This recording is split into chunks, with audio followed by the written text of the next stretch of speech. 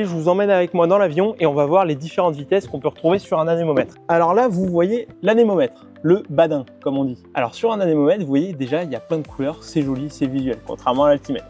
Plusieurs arcs. Déjà, on voit, c'est gradué en nœuds. Ça va pouvoir être en km/h, ça pourrait être en miles par hour. Donc, l'idée, c'est que chaque arc, chaque trait a une signification. On va commencer par le premier qu'on va rencontrer, l'arc blanc. L'arc blanc, ça va être pour nos volets. Pour faire simple, tout en haut de l'arc blanc, on retrouvera la vitesse de volet maximum. La vitesse maximum à laquelle on peut évoluer avec les volets sortis. Et tout en bas de l'arc, ce sera la vitesse de décrochage avec volet. Donc la vitesse minimum, ce sera le décrochage avec volet. La vitesse maximum, ce sera la vitesse structurelle des volets. Ensuite, l'arc vert. Le bas de l'arc vert, ce sera la vitesse de décrochage de l'avion sans volet. Et le haut de l'arc vert, ce sera la vitesse normale d'opération. On retrouve ensuite l'arc jaune. L'arc jaune, vous pouvez rentrer lorsque on est en condition normale. C'est-à-dire que lorsque l'air n'est pas turbulent. Si l'air est turbulent, on reste dans l'arc vert. Si l'air est non turbulent, on peut s'autoriser à aller dans l'arc jaune. Bien évidemment, avec précaution. Si l'air est turbulent, on reste dans l'arc vert. Et enfin, dernier trait, c'est rouge, donc faut y faire attention. On appelle ça la VNE. La VNE, c'est la vitesse à ne jamais dépasser. Sur un anémomètre, sur un badin, le trait rouge, c'est la vitesse à ne jamais dépasser, c'est la vitesse structurelle ultime de l'avion. Si on la dépasse, on risque des dommages structurels de l'avion.